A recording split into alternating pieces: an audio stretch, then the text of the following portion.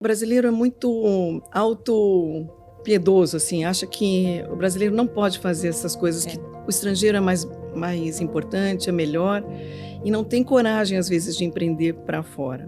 Então, quando nós fomos a primeira vez para Miami, causou, assim, uma revolução. Todo mundo queria saber como foi, como poderiam fazer.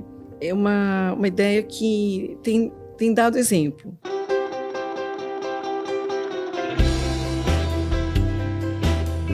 Ela é engenheira química de formação. Junto ao seu marido Murilo, ela fundou a Ornari, uma loja de móveis de luxo, de alto padrão, há quase 40 anos. Seja muito bem-vinda à minha casa, Esther Chatan. Muito obrigada, Sandra Chaio. Linda. Muito obrigada por estar aqui na minha casa hoje. Esther, você é uma mulher que eu admiro muito, me espelho muito em você. Eu brinco, você não é muito mais velha que eu, mas eu falo que eu quero ser igual a você quando eu crescer. Ah, tá bom. Um exemplo de elegância, assim como eu, você é uma mulher judia, já me deu várias dicas, né? Já. A Duanene, ela me indicou um livro de reza para os filhos. Deu certo? Deu certo. Então, deu certo. Uma é ótima experiência. dica. É experiência. Assim como eu, você é mãe de 2 meninos, né? Hoje 2 homens. Isso mesmo. E você fundou a Ornari ao lado do seu marido, logo depois da faculdade. Conta pra gente essa história. De onde veio a ideia? Você sonhava em trabalhar com móveis? Como é que foi isso? A história eu já contei algumas vezes, né? Porque é curioso, as pessoas realmente querem saber de onde vem. Porque também, como você fala com empreendedores, as pessoas querem saber para onde elas vão, o que elas vão fazer. Eu acho que você tem, às vezes, uns caminhos, mas eles mudam. E eu, realmente, quando fui fazer engenharia, não passava pela cabeça absolutamente decoração, nem sabia muito o que era esse mundo. A ideia era, talvez, uma indústria de cosméticos, porque... Na verdade, engenharia química, né? Tem a ver, verdade. Comecei pensando em engenharia nuclear, tinha outros sonhos bem complicados. Mas eu conheci o Murilo no último ano de faculdade, ele estava nessa área de decoração. Nós nos casamos logo que eu me formei em 85, nós nos casamos em 86, em março. Trabalhava no Grupo Ultra, uma empresa de aditivos, de química, de tudo isso. Começando a pensar no que eu ia desenvolver, e ele me convidou para abrir uma sociedade com ele, nessa área. E eu estava pensando, eu acho que quando você quer abrir alguma coisa, quer empreender, a ideia é, sei lá, criar uma coisa nova. Então, tanto fazia se eu fosse ir para a indústria química ou para a decoração. O que aconteceu foi que me apaixonei, além do marido, pelo trabalho junto. E estamos juntos até hoje, tanto no trabalho quanto no casamento. Nossa, demais. E essa área de decoração, ela é muito rica, ela é muito ampla. E nós estamos nessa área de móveis sob medida, dentro da área de projetos. Uhum. Mas a área de decoração é infinita, ela vai de revestimento à própria construção, criar habitações diferentes. Aliás, acabei de saber que você é arquiteta, então eu estou falando... Você fala, bom, o teu dia a dia é com muitos arquitetos, Todos. Até os maiores arquitetos do Brasil e hoje do mundo, né? Porque a Ornari expandiu, está em outros países, mas eu sou arquiteta, eu sou uma arquiteta frustrada, sabe, Esther? Porque eu amo arquitetura mas eu seria uma arquiteta medíocre, para ser sincera, porque a minha paixão, onde eu decidi empreender, não foi na arquitetura, né? Poderia ter sido, mas não foi. Acho que onde você fosse, daria certo. É que você tem uma empresa maravilhosa, que é a Hope de Família, que não tem como não... Também me apaixonei. Então, também me apaixonei. São essas coisas que acontecem. Sim. Se você fosse para arquitetura porque não tivesse essa oportunidade, com certeza você seria uma grande arquiteta, tenho certeza. Mas seria minha cliente. Sou sua cliente. Olha, minha casa tem mais de 20 anos, essa aqui que eu moro hoje, e todos os meus armários aqui, os dos dormitórios, é tudo Ornari. Na época não tinha a cozinha, essa outra parte. Então... Tudo aqui é Ornari. Muito obrigada. E muito boa qualidade, muito além obrigada. De lindos. Que linda, não sabia, não. Mas o que eu ia te falar é que a arquitetura tem muito em comum com a moda. porque é um ambiente dinâmico, é uma indústria que se renova a todo momento, que traz inovações, traz conforto, traz beleza, traz intimidade, né? Temos muito em comum. Muito. Né? A decoração e todos os materiais, eles evoluem muito. Eles têm 1000 maneiras e cada vez mais, inclusive, muitas opções de sustentáveis, que era uma coisa que logo de começo nem se falava esse termo, não, né? Verdade, não se falava disso. Mas todos os materiais têm evoluído nesse sentido e a gente tem aproveitado disso. E a moda realmente e decoração vão muito juntas. As cores se falam e até as épocas onde acontecem o Fashion Week ou a decoração, as feiras, também tem uma proximidade. Durante a Feira de Milão, que a gente até vai sempre as marcas de moda se inserem nesse calendário, trazem novidades. Então, é realmente muito próximo, muito gostoso de... Aliás, a Itália é o berço do design, né? Acho que em todas as áreas, na moda, na decoração. Eu, particularmente, sou uma grande fã do design italiano. E o nome Ornari tem uma origem italiana. Tem algum motivo especial? É que o Murilo é descendente de italianos. A mãe dele é filha de italiano. E aí ele gostava muito de estudar. Acho que ele estuda italiano desde antes de me conhecer, quase 40 anos. E sempre com dicionário, sempre dedicado. Aliás, ele tem um sotaque muito, muito apropriado, todo mundo elogia, que nem parece que ele... É mesmo? Olha. Então, aí quando a gente foi abrir a empresa juntos e tinha que escolher o nome, eu pensei nesse dicionário, vamos pegar o dicionário e escolher uma palavra que signifique decorar, porque é isso que a gente queria fazer. Daí foi assim fácil. Abrimos o dicionário, abrimos a palavra Ornari, que quer dizer decorar. Eu adoro essas histórias, né, do porquê dos nomes. Hoje é uma marca icônica no setor. Mas você sabe que Ornari, em português, como é muito parecido com o latim, é muito fácil. Mas para os americanos, eles têm dificuldades, às vezes. Verdade, não tinha pensado nisso. Para Ornari.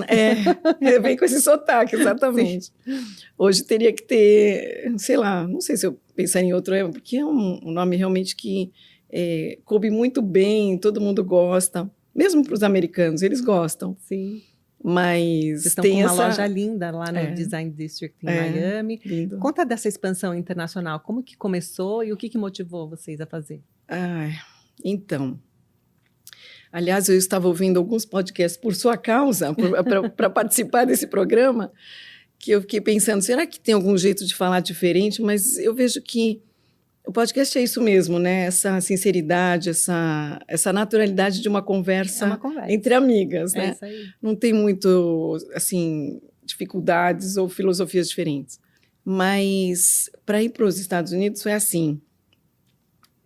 Nós já estávamos, além de São Paulo, em alguns outros lugares. Já tínhamos aberto no Rio, Salvador, Brasília e mais alguns lugares. E a logística para levar o móvel para lá ou para os Estados Unidos, no exterior, não é muito diferente. A embalagem, o cuidado, o preparo, não era tão difícil. E foi por causa de um jornalista que também nos perguntou, mas pode ir para os Estados Unidos, pode ir para outro lugar? E nós dissemos, sim, pode, qual o problema? E nós fomos procurados por uma empresa que queria expandir o trabalho deles de consultoria para a Europa. E naquela ocasião nós dissemos não, se for para expandir para os Estados Unidos. E aí essa pessoa que estava à frente dessa consultoria foi com o Murilo para os Estados Unidos, eles foram em alguns lugares. E olhando o mercado, cultura, arquitetura, o que tem de arquitetos por lá, e finalmente eles decidiram por Miami para começar, porque já era um mercado incipiente. Tinha acabado de abrir o Design District. O Craig Robbins, não sei se você conhece, que é o fundador lá da região. Idealizador lá da região. Visionário, né? Foi muito. Ele continua um visionário, eu admiro muito ele.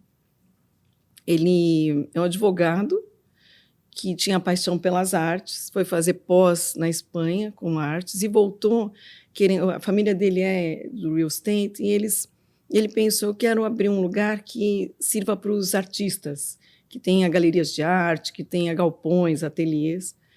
E é óbvio que só para isso ia ser impossível, porque o artista não tem o dinheiro que que precisaria ser investido. Então, ele acabou abrindo para o design e a gente entrou muito em seguida dessa abertura, desse começo do Design District.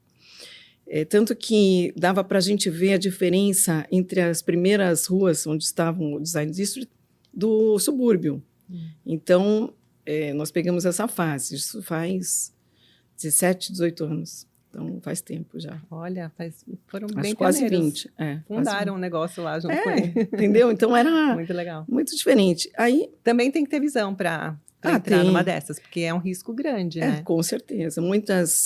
Alguns, não vou dizer muitos, mas alguns brasileiros foram e não conseguiram. Porque não adianta só você colocar o produto, é um investimento de cultura, de marca. Então, nos primeiros 3 anos, eu ia e vinha cada 15 dias. É mesmo? Para Miami, como se fosse... Como se fosse para o Rio de Janeiro. Exatamente. Aliás, no Brasil, vocês têm quantos... Bom, são showrooms, né? Que vocês têm, que a gente chama de loja, mas são showrooms. Porque são móveis sob encomenda. Sob medida. Você faz o projeto, desenvolve, e depois de 60 dias do croquis assinado, como você sabe, sim, é que entregam na sua casa. Então, não tem essa coisa de pronta entrega, não tem absolutamente nada. E vocês foram disso. Pioneiros nisso, né? Em fazer esses projetos customizados. O que tinha muito naquela época eram os marceneiros, que é uma outra categoria, ou o planejado, seriado, que eu diria, né? Um seriado que é um móvel, assim... Entra numa linha de série, tipo isso. Não é tão... Aliás, ele não é tão personalizado. O que a gente fez foi juntar a indústria com esse design totalmente personalizado. Então, quando você vem ao showroom, é feito um projeto para você. Se você quiser uma porta de cada cor, o interno de cada cor, uma gaveta de cada tamanho, é possível. Só que alinhado a isso, a tecnologia da indústria, com todo o projeto, com todas as ferragens, com todo o material que vem apropriado da indústria. E a segurança de uma indústria, né? E de padrão que vocês têm, né? Vocês têm uma gama de padrões e dentro desses padrões o cliente pode escolher tudo o que ele quiser. É muito legal.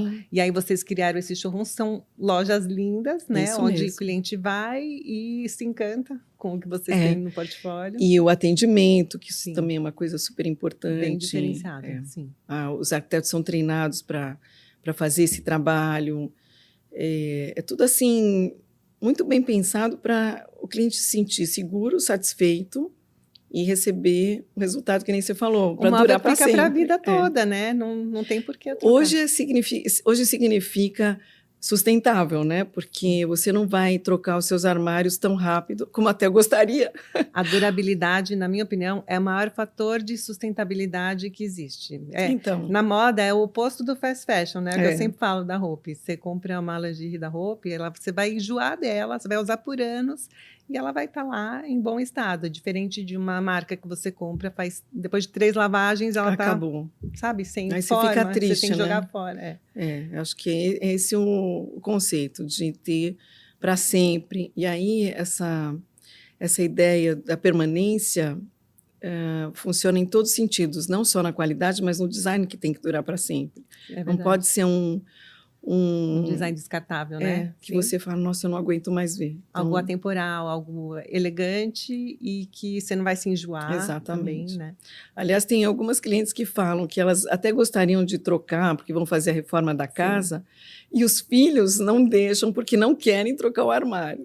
Então, tem a ver até com a geração posterior continuar apaixonada. Sim. Porque isso é bom, né? É verdade, vem da infância. Meus filhos cresceram com esse armário, não vão querer trocar. Tem vários. É isso mesmo. Tem muitas histórias. E aí, quantos showrooms vocês têm no Brasil e agora no exterior? eu tenho, assim, é que a gente está para inaugurar alguns, então, mas mais ou menos são 15 aqui no Brasil, tem 11 nos Estados Unidos, acho que para 12 agora. Tem um em Dubai, a gente deve abrir em Riad em breve, e abrimos em Milão com meu filho, Stefan, e agora, em começo do ano que vem, abre em Portugal também. Uau, que demais. Bem gostoso. Multinacional. E eu confesso que quando eu viajo e vejo uma loja da Ornari, me dá um orgulho, assim, sabe? De ser brasileiro e de ter conquistado e de ter chegado lá. É gostoso, e eu acho que abre as portas para mais empresas que conseguem ver a possibilidade, porque é muito difícil você imaginar. O brasileiro é muito, assim, autopiedoso, assim, acha que o brasileiro não pode fazer essas coisas, que o estrangeiro é mais importante, é melhor, e não tem coragem, às vezes, de empreender para fora. Então, quando nós fomos a primeira vez para Miami, causou assim uma revolução. Todo mundo queria saber como foi, como poderiam fazer, todo mundo consultava os nossos franqueados e tudo. Então, é uma ideia que tem dado exemplo. Depois, a mesma coisa quando a gente começou a expor nas feiras, que nós fomos também para a Feira de Milão, que assim, é que nem passar no vestibular de medicina, é uma coisa impossível, que você acha que não vai acontecer. Eles têm uma curadoria muito rígida de empresas, de materiais, design, eles analisam tudo, não é simplesmente você ir lá e comprar um espaço, tem uma série de normas. Então, quando nós passamos nesse requisito e começamos a expor, primeiro o Murilo achou que fosse assim, o ápice da felicidade. Ele estava assim, radiante. E aí o que acontecia era isso, os brasileiros iam para lá e viam o nosso stand e falavam, nossa, é possível, é legal, demais. Dá para acontecer, eu posso fazer a mesma coisa.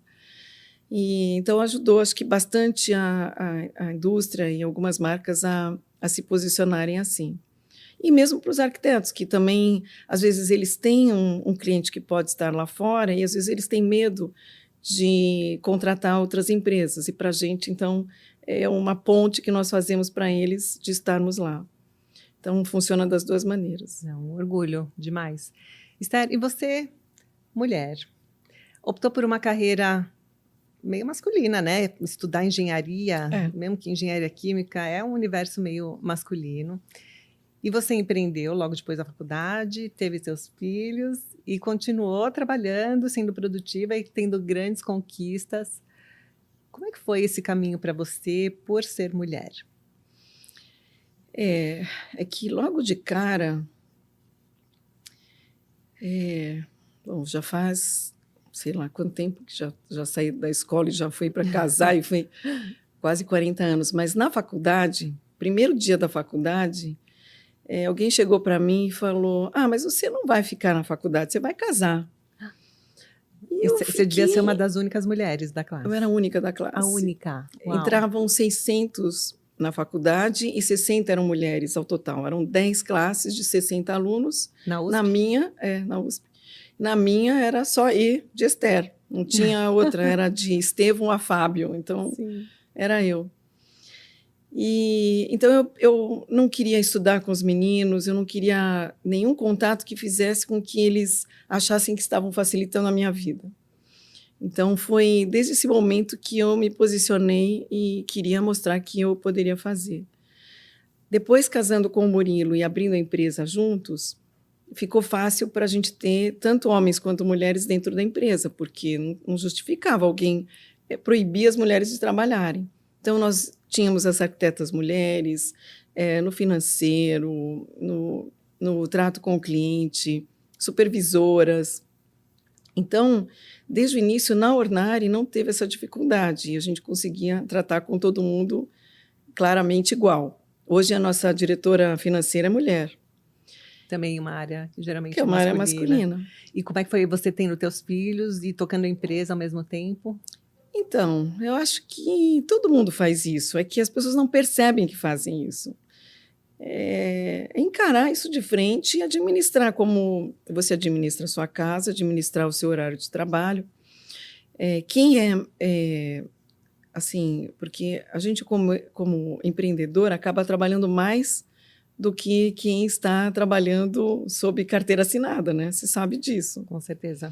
Mas as pessoas não sabem. Então, muito depois que os meninos iam dormir, eu ficava olhando os registros. Naquela época não tinha nem computador com controles bancários. Nossa, era... Na minha época já tinha e-mail. Eu colocava eles para dormir e ia responder e-mails.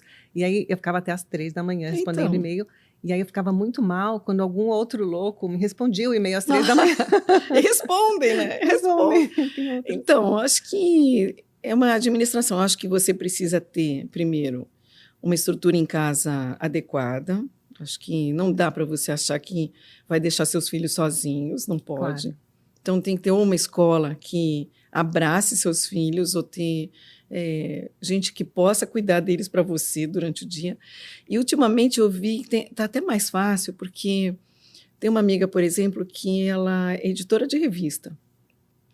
E ela tinha que trabalhar 24 horas também, porque as notícias também são online. É dinâmico, né? E ela ficava o tempo todo com o celular no vídeo com o filho. O filho pequenininho, e ela falando, filho, tudo Hoje bem, em olha a dia é mamãe onde fácil. está. E quando ela vinha lá ornar, olha a tia, olha aqui.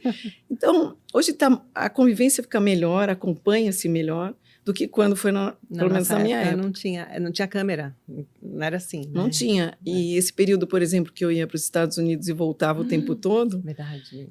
fazia lição com eles por telefone, não era internet, nada disso. Gastava bastante dinheiro, sim, mas ajudava nas lições, porque essa parte o meu querido marido não queria ajudar. Não era. Ele falou, não, essa parte não me coloque. Muita coisa ele dividia junto, mas essa parte... Ele não tinha essa paciência, não. Onde eles estudaram, os meninos? Os dois estudaram no Bialik, no Pueridomus primeiro, porque a gente morava na Granja Viana, sim, e depois no Bialik. A vida escola inteira. Judaica. Amaram. Foi uma educação muito primorosa na escola judaica. Quando tem essa sinergia de valores, é outra história, né? É muito mais fácil uma educação numa escola onde você tem essa afinidade com a cultura. Porque traz para... os valores ficam próximos, você entende a linguagem, você fala a mesma coisa em casa. Mas eu acho que também na maioria das escolas não deve ser muito diferente. Vem todos do mesmo lugar, né? Primeiro Testamento, Segundo Testamento, mas verdade, não sai muito... É uma coisa de princípios, de valores, que isso aqui é uma coisa que não pode se perder. Acho que isso é super importante. Família... respeito, cuidado pelo próximo, com a natureza, tudo isso que a gente vive falando em casa e na escola também todos acho que falam igual, acho que na maioria falam. E é por isso que dá certo, porque é verdadeiro, né? A gente não força nada e aí as coisas acontecem. E eles moram fora, hoje eles tocam operação, vocês trabalham os 4 juntos então, né? Como é que vocês se dividem, como é que é essa governança dessa família empresária? É uma história também, todo mundo quer saber como é que a gente acabou fazendo tudo junto. Primeiro, trabalhar junto com o marido não é fácil, né? Você trabalha, você faz o que os meus filhos fazem, você trabalha com a sua família, com suas irmãs, sim, e seus pais, certo? São os meus filhos que deveriam falar com você nessa história. Sim. Mas eu e o Murilo, nós sempre combinamos as discussões em particular, né, para ninguém ter que ficar ouvindo discussão e chegarmos com a decisão juntos para a empresa. E com os filhos a mesma coisa. Nós fizemos todo um preparo com a Fundação Dom Cabral de governança, de como é que é inovação, como é crise, sobre sucessão, sobre todos os assuntos, vários anos de cursos com eles, e decidindo juntos se eles queriam entrar, se não queriam. Então, foi aos poucos, não foi que, de repente, eles chegaram e já tinha que decidir tudo de uma vez. Então, é uma gestão muito tranquila, em que todos sabem o que o outro faz e tem esse respeito. Mesmo quando a gente briga, e brigamos muito. Com certeza. Mas brigamos nesse nível... com respeito, né? Com respeito. Eu quero assim, muito. Mas você quer desse jeito, então vamos tentar chegar num acordo, mas o que você quer? Tem muita pergunta e a gente tenta chegar num denominador comum. Mas aí tem algumas vezes que ou eu digo, não, isso eu não aceito, não quero de jeito nenhum. Aí meus filhos ficam bravos, mas não dá para negociar. Não, isso eu não vou querer. Tem Mas isso, eu que mando acontece, aqui. acontece. Você deve Esse ter papel isso. de mãe. Tinha com meu pai, assim, principalmente no começo.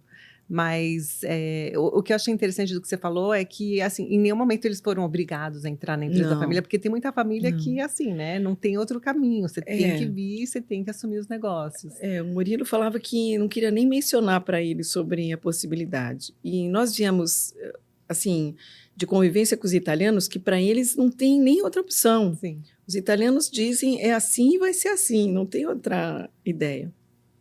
Então, eu quis fazer o meio do caminho. E conversando com o Murilo, nós chegamos nisso. Olha, tudo isso pode ser de vocês podem trabalhar nisso, desde que tenham responsabilidade, cuidado. Não é chegar mandando, pelo contrário, tem que chegar conhecendo desde a base. Eles foram para a fábrica desde o início da faculdade, conhecendo as máquinas, conhecendo os funcionários, foram para a montagem, trabalharam com os montadores, foram para todas as áreas. Então, isso muda completamente. Tem aquele amor, aquela paixão, aquilo que, né, eles cresceram com isso, aprenderam desde criancinhas. Mas podiam ter escolhido não fazer, exatamente. Podia querer ser médico, podia querer ser, sei lá. Tem algumas paixões que você não... Sim. Mas até onde nós fomos vendo, eles curtiram muito, e até agora... E tem seus desafios, sabe, Esther? Eu falando agora do lado deles, né, que eu me identifico, eu sou também a segunda geração. Tem uma coisa da gente querer se provar, de mostrar que a gente tem o nosso valor. Por mais que não somos fundadores, né, somos os filhos dos donos, a gente tem esse desafio maior, assim, muito de difícil. Mostrar para que a gente veio, de provar que a gente é capaz e que a gente não está lá porque... Só porque nasceu ali, né? É porque nasceu nessas condições, que realmente é um privilégio, não posso negar, é um grande privilégio, no meu caso, no caso deles também, com certeza, mas a gente tem que ralar até para fazer jus, sabe, a merecer aquilo que a gente sucedeu, né? Com certeza, tem que merecer, eu acho que essa é a palavra. O Peter e o Stefan com certeza merecem, já transformaram, eles participaram de toda essa expansão com a gente. Eles estão na empresa há quase 20 anos. Já, talvez. O Peter tem 36, se formou com 21, são 15 anos. 15 anos. Mas, antes disso, ele foi estagiário. Sim. E conviveu desde pequeno, ia na fábrica brincar. O Stefan, a mesma coisa. Então... Eles até saíram da empresa em um determinado momento, quiseram conhecer outras coisas, construíram um galpão. O Peter participou do mercado financeiro, de construtora também, trabalhou numa construtora bem bacana, bem importante, e resolveram voltar porque queriam. Então, não foi absolutamente imposto. E vieram com essa vontade de expandir os negócios. Então, eles participaram de muitas coisas importantes e fizeram... O Stefan fez a mudança de fábrica, o Peter fez expansão para os Estados Unidos também junto com a gente, a abertura de Milão é muito em função do Stefan. Então... E ele mora lá? O Stefan mora hoje lá. Os dois, cada um num tempo, o Peter morou 4 anos com a esposa em Nova York, depois eles voltaram e foi o Stefan com a esposa. Daí, de Nova York, eles foram para Milão. Estão lá 1 ano já. E como que é a governança hoje? Eu gostei que você falou que vocês fizeram vários cursos, Dom Cabral, tem o IBGC também, que a gente faz os mesmos caminhos, né? Empresa familiar, como você falou, tem os desafios de saber... na verdade, para mim, tudo se resume a gente saber sentar e conversar. E chegar num consenso. Isso né? mesmo. Vocês são em 4 ainda, a gente era em 5, mas... E mulheres, né? E muita mulher. Nossa! E você agora só com homens. Eu também tenho filhos homens, mas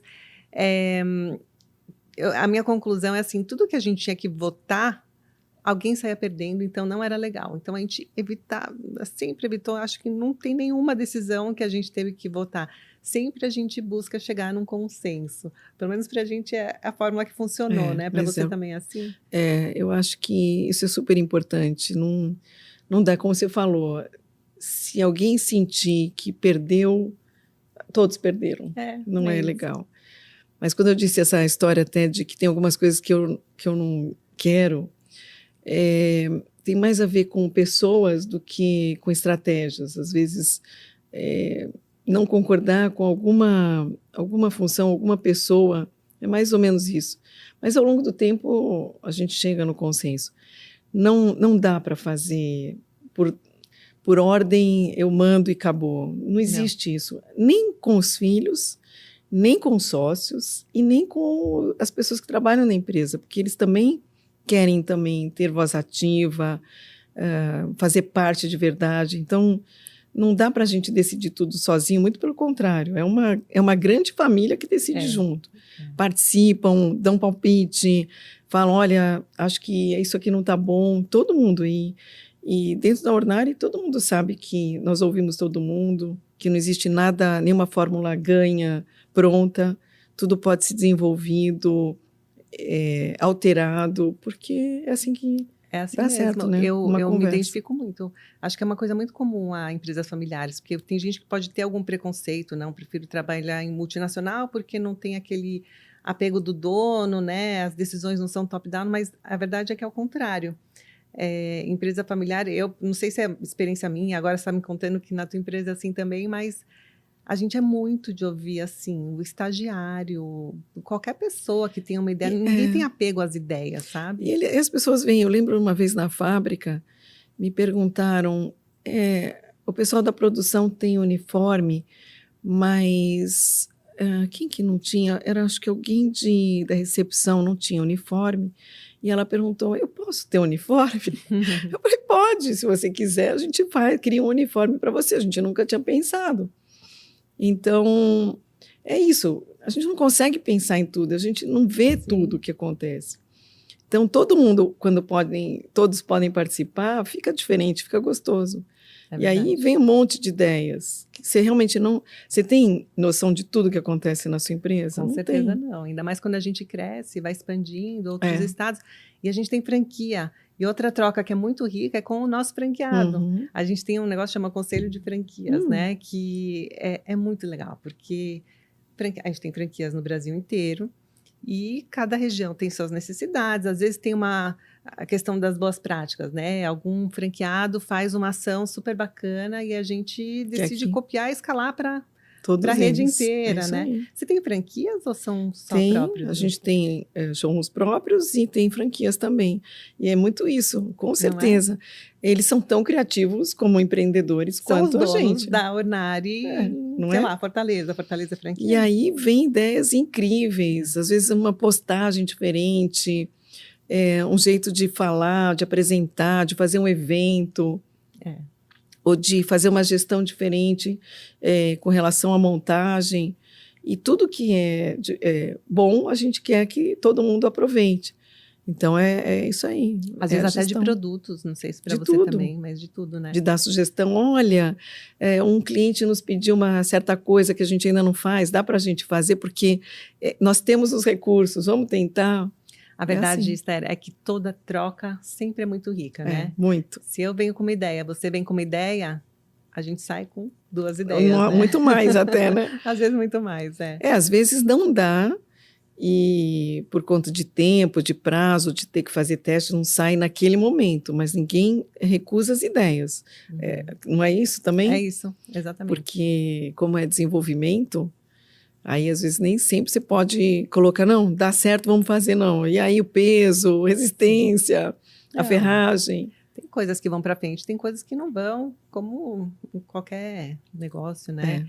Mas o importante é as pessoas se sentirem ouvidas também, né? Sentir que, eu sou ouvida. E, assim, que o sinal é verde. Não tem limitações, nenhuma ideia é uma ideia ruim, tudo é válido, né? Está todo mundo contribuindo para... E vira brainstorm também, né? Porque às vezes daquela ideia, pode ser que aquela ideia não seja a mais adequada, mas ela gera um questionamento que você chega em outra coisa. É verdade. Então, também com a Fundação Dom Cabral, a gente aprendeu muito isso, com os gestores, de ter conversas... assim, francas e abertas entre todos. Não dá para você ficar só de cima disseminando o conhecimento. Tem que ser todo mundo junto, distribuindo e tendo uma imagem de que todos, exatamente assim, fazem parte. Então, em uma determinada situação, até o Murilo estava lá na fábrica e falou, gente, eu preciso de ideias. Podem vir todos aqui sobre esse assunto. O que nós vamos fazer? E todo mundo tem ideias, todo mundo quer participar.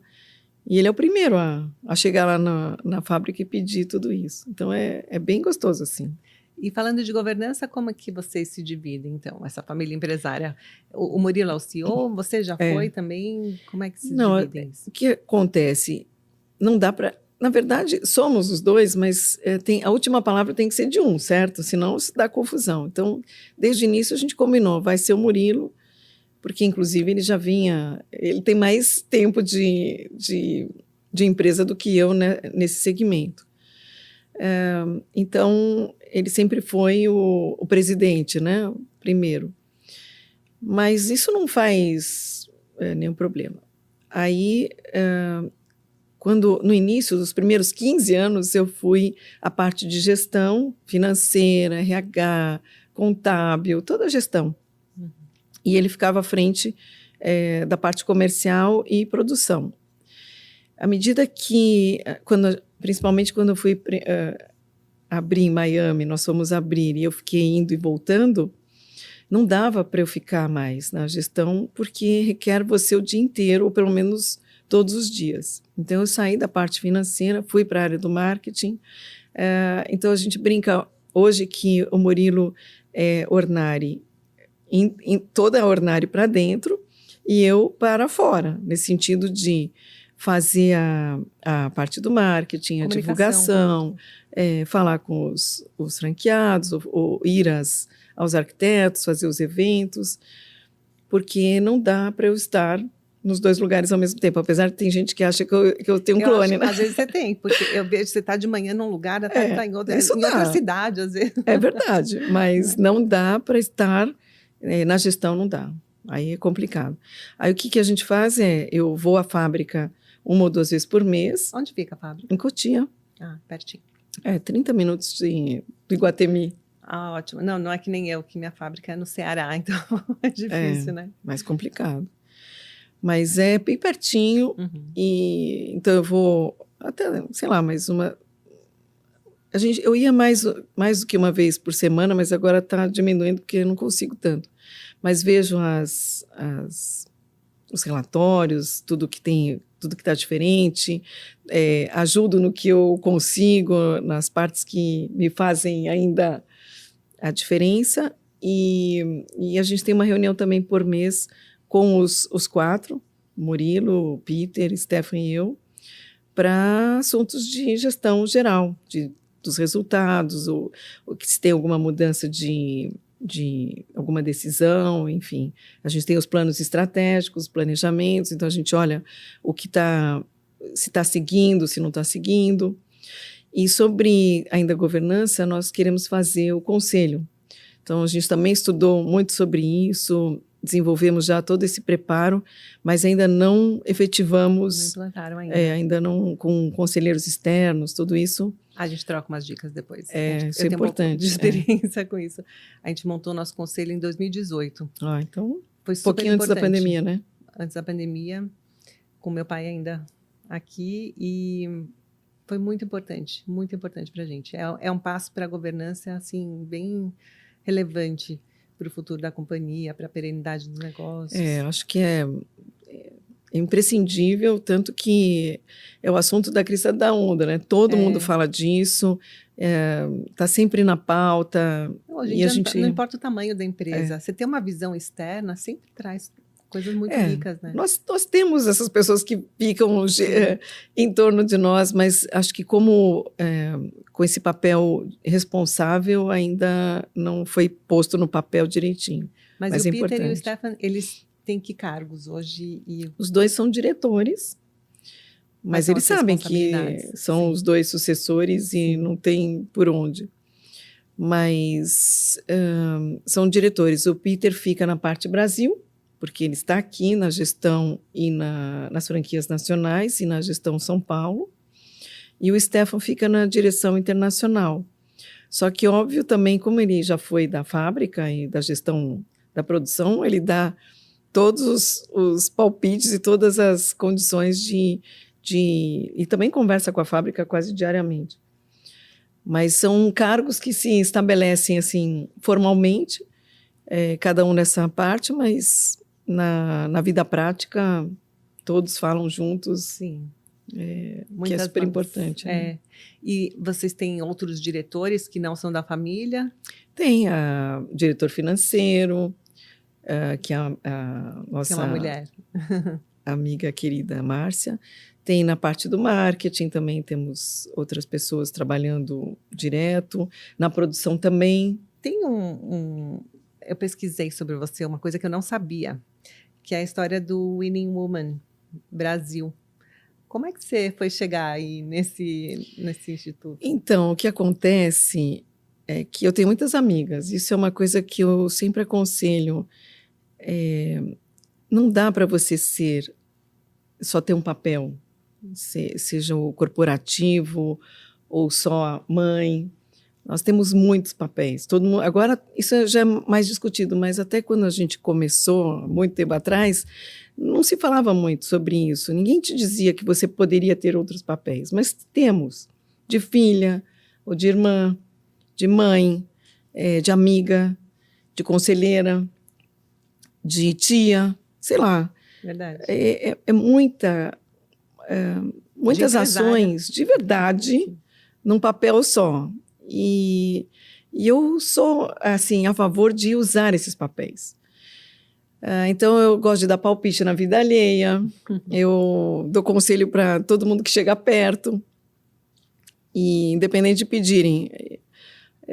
Nunca ninguém disse para mim que eu era intrometida, mas até com você eu fiz isso, lembra? Fez e foi ótimo, então, foi necessário. Mas, às vezes, alguém pode não gostar, mas ninguém nunca me falou que eu sabe. Muito pelo contrário, são conselhos muito bons e você muito sábio.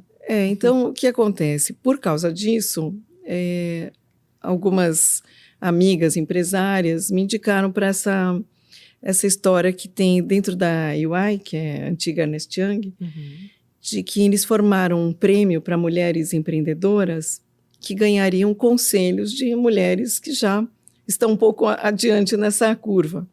Então, faz parte a Luísa Trajano, a Sônia Rez, a Cristuna, a Cris Rude. Tem muitas mulheres. E quando vêm essas empresárias, vêm umas 10 por ano, eles escolhem quem tem a ver com cada uma delas.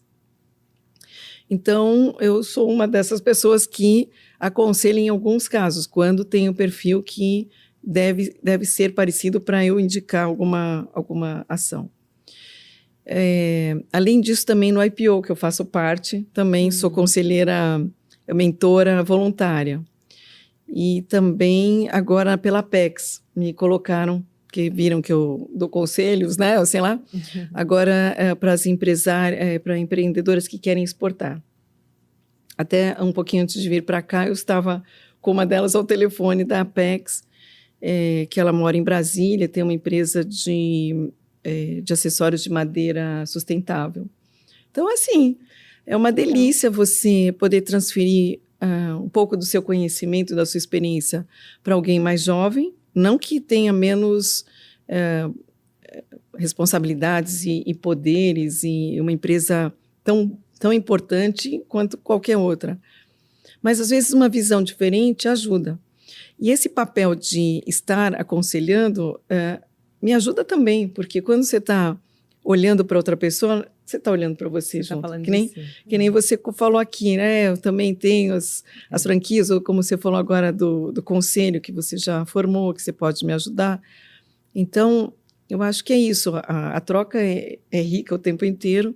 Então, tanto faz o lado onde você estiver, funciona do mesmo jeito. É verdade, também. É bom, esse podcast é muito para isso, não né? É? Trazer histórias incríveis como a tua, que com certeza as pessoas que estão ouvindo vão se inspirar, vão tirar algum insight que vão aplicar na sua própria vida e que vai fazer toda a diferença, né? Vai virar aquela chavinha, eu costumo falar, e que vai fazer com que as pessoas progridam, que tenham mais prosperidade. Eu acho que essas trocas sempre são muito ricas, e quando a gente pode compartilhar, né, algum aprendizado, os dois ganham, né? Exatamente. Quem É por isso que eu ouve e quem vim. fala. Eu acho que essa é a nossa missão, né? Aliás, te cumprimento porque é um projeto lindo, muito especial, que eu espero que dê muitos frutos, muita visibilidade, porque, primeiro, por se falar de mulher, né? Que você é também defensora de todas elas, eu acho que isso já ajuda muito, e estar à frente de uma empresa com esse sucesso todo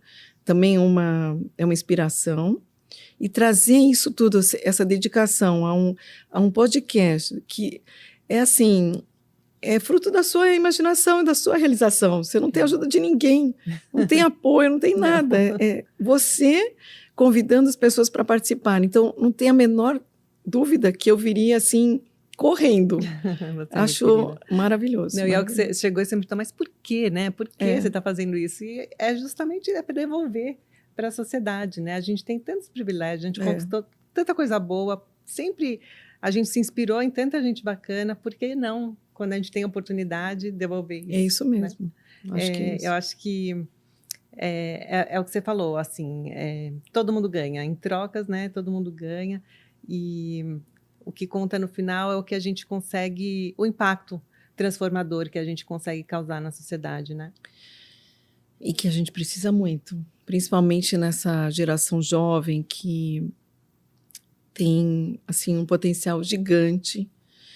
Nós temos um país muito rico, muito bonito, muita coisa por fazer, muito trabalho a desenvolver, e tanto quanto os outros países. Eu vi agora também acho que foi o Prêmio Nobel que saiu, falando que as nações empreendedoras mais desenvolvidas foram aquelas que os jovens foram imbuídos pelos, assim, impulsionados pela educação, pelos outros empreendedores.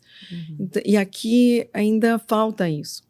Então, Bons exemplos, né? Bons exemplos, muito bons exemplos para mostrar que tem como trabalhar muito e que dá resultado trabalhar muito. Muito, né? Eu falo, o universo devolve.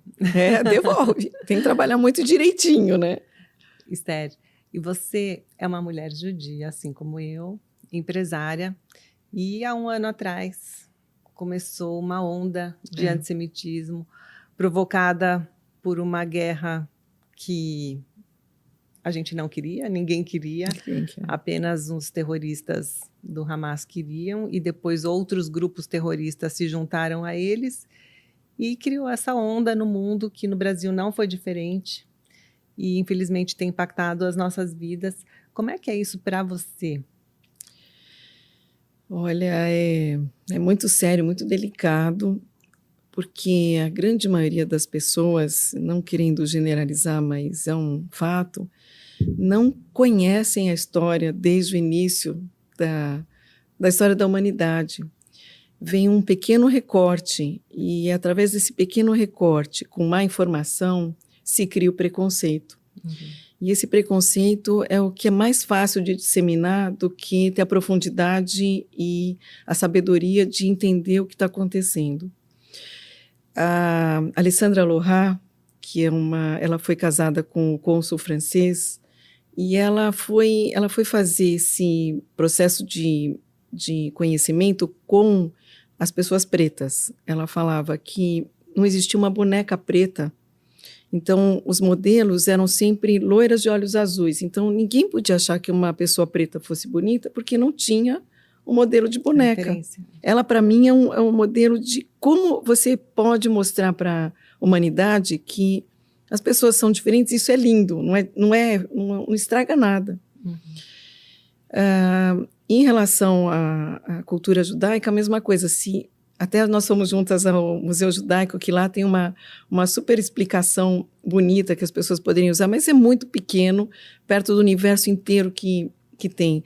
Então, se as pessoas pudessem olhar a história através, talvez, da internet, mas de boas fontes, né? Não daquelas que já vêm com aquele preconceito e com aquele recorte, com aquela má informação. Uma informação maior e mais ampla poderia ajudar.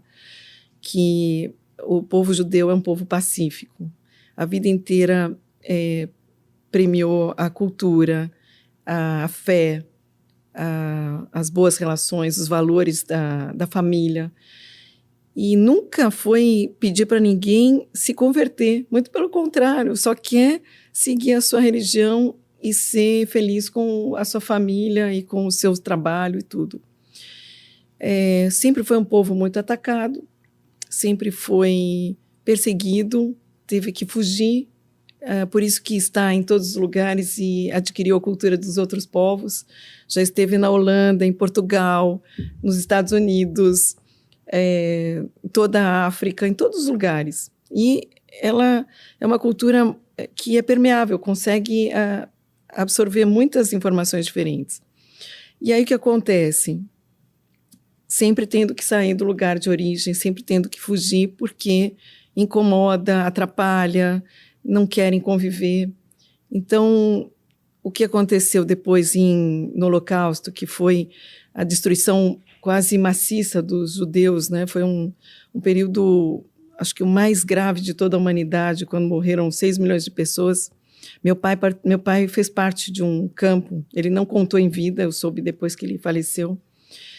E ele tinha trauma, isso? Eu acho que sim, ele não quis contar, ele não quis compartilhar disso com a gente ou contar esse sofrimento que foi a vida para ele. E depois disso foi criado um lugar para que, tipo assim, então vocês têm um lugar para ficar. Esse é o lugar onde vocês nasceram, a sua história está lá. E vocês não vão ser perseguidos. E ninguém falou que era para sair ninguém de lá, era para conviver com os outros povos, só isso. E a partir daí, pronto, de novo outra guerra, dizendo que é um espaço ocupado, tudo isso de novo, essa história que não acaba, e mais ataques. Em Israel, como você também sabe, convivem todos os povos, onde tem o nascimento de Jesus e onde tem toda a história de Jesus, tem várias igrejas juntas compartilhando esse espaço, num espaço que Jesus era judeu. Então está todo mundo lá junto, misturado, convivendo junto. Mas os outros povos, se aprendessem a conviver, em vez de ficar um tirando o outro do espaço, a gente estaria no paraíso. É verdade. Esse é o fim da história. Israel abraça a diversidade, enquanto os outros vizinhos da região não aceitam o direito de Israel existir. E por isso que acontecem todas essas guerras, esses ataques. E Israel nunca começou nenhuma guerra, né? Só que busca se defender seu povo. É uma defesa. Tem que se defender.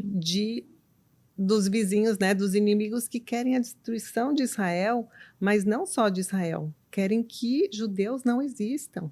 Assim como Hitler, assim como na Inquisição, assim como a história mostra. E sabe o que eu vejo, Esther? Que o mundo hoje está muito polarizado, na política, enfim, vários temas, e acabou que esse assunto entrou nessa polarização. Então, quem é de direita no Brasil, que é um conceito totalmente diferente de direita e esquerda de Israel, enfim, da realidade local, acaba indo por um lado que não é o certo. E essa história tem, sim, um lado certo e um errado, porque você discriminar um povo a ponto de querer que ele não exista, de que ele tenha que ser extinto, quem tem esse direito, né? É um nível de preconceito, assim, inimaginável, e que gerou o que aconteceu no Holocausto, que é uma verdadeira vergonha para a humanidade. E essas pessoas que vão às ruas e que defendem o Hamas, o Hezbollah, que são grupos terroristas, de novo, vão ser essa vergonha daqui a alguns anos. Hoje, com toda essa polarização, está tudo meio encoberto, mas essa história vai acabar. Eu sou uma otimista, eu acredito muito na paz. A paz vai vir, não tem como não acontecer, mas o bem sempre vai prevalecer, mas essas pessoas vão se tornar a vergonha da humanidade. Você sabe que eu estudei com o Murilo Cabala por muitos anos e a gente continua lendo bastante sobre isso, e diz que para cada ponto para baixo na história da humanidade tem o seu equilíbrio para cima. Então, por exemplo, o Holocausto, que foi um ponto negativo, a criação do Estado de Israel é o ponto acima da curva. Então, hoje nós estamos, de novo, num ponto muito triste, muito obscuro da humanidade. E não é só em termos do preconceito contra a cultura judaica, mas de de outros povos. Entre os Paquistão e Índia, não sei, ninguém fala sobre isso, mas tem lá Verdade. uma violência muito grande. Entre os povos árabes, uns contra os outros também não são tão Guerras uniformes. civis, sim. O próprio Líbano foi palco de a vida inteira guerras civis, né, de destruição entre eles, sunitas, entre os povos árabes, né, não, ou por aí. E, sei lá, Espanha, em vários lugares tem essas diferenças que as pessoas não se aceitam em vez de buscarem esse entendimento. Acho que nós estamos e você falou até direita e esquerda também. Na verdade, esquerda e direita querem a mesma coisa: a felicidade do ser humano, o bem-estar, a riqueza compartilhada, a cultura compartilhada, a saúde que todo mundo tem acesso.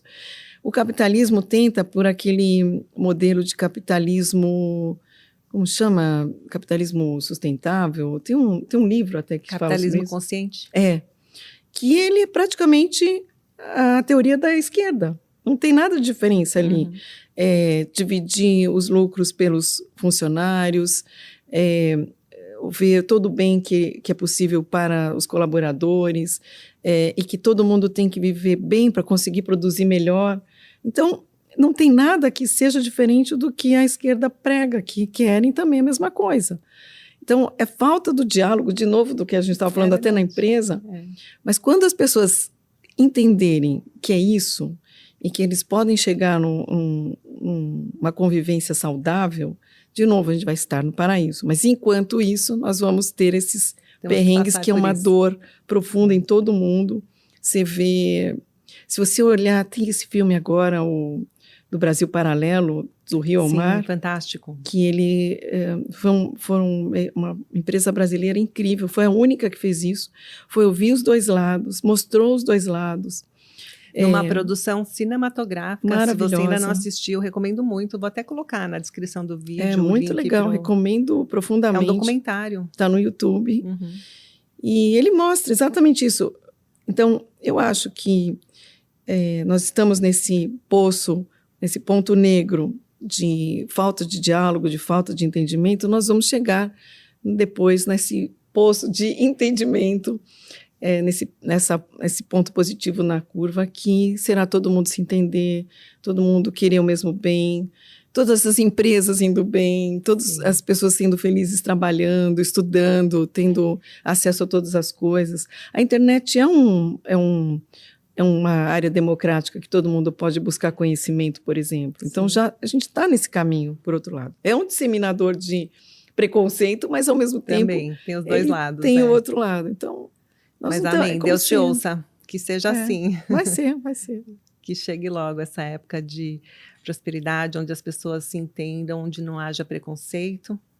E assim a sociedade, a humanidade consegue evoluir, né? A gente consegue pensar nos próximos passos. Obrigada por me dar essa chance de falar sobre isso. É muito, muito diferente, né? Porque normalmente a gente só fala da empresa, né? Mas ter esse lado espiritual, acho que é fundamental, e fazer as pessoas olharem para esse lado é mais importante que tudo. Porque é muito fora da realidade, né? Dos brasileiros. Judeus são muito poucos no mundo. A gente é 0,0 alguma coisa % da população mundial. Nada. No Brasil, então, somos menos de 100 mil. Imagina, eu tenho mais seguidores no Instagram do que existem de judeus no Brasil. Então, a maioria dos brasileiros nunca vai conhecer de perto um judeu. Isso é verdade. Somos muito poucos, Na né? época da faculdade, aconteceu de uma pessoa chegar para mim e falar: você é a primeira pessoa judia que eu conheço. Tá vendo? Então, quando a gente fala de preconceito, quando a gente fala, não tem porquê.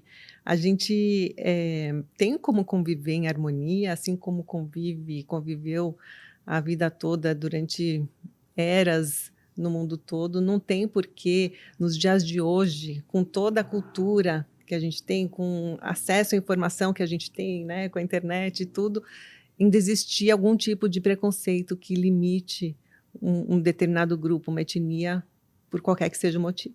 Né? Pois é. Não tem porquê. Mas eu concordo com você, eu acho que isso tudo vai passar e a gente vai chegar nesse ponto alto aí que você está falando. Amém. Amém. Esther, muito obrigada por essa conversa aqui. Uma delícia. Conversa gostosa, inspiradora. Você é uma mulher incrível. Cada vez que a gente conversa e eu te admiro mais. Eu agradeço, mas é recíproco.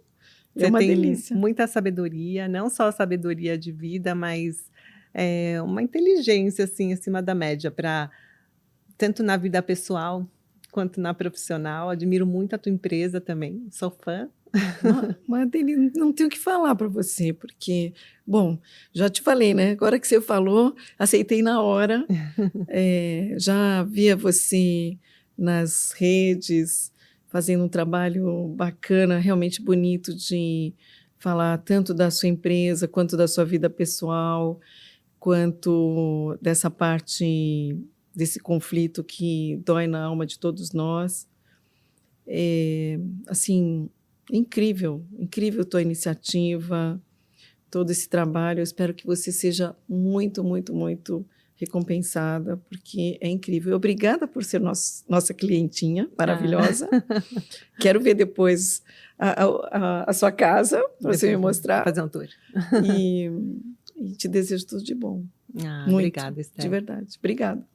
E se você gostou desse Papo Íntimo, não deixe de dar o seu like, de seguir o Papo Íntimo nas redes sociais. Faça o seu comentário, porque eu quero saber o seu feedback. Indique para as pessoas que você gosta, porque o universo devolve. Muito obrigada e até o próximo Papo Íntimo.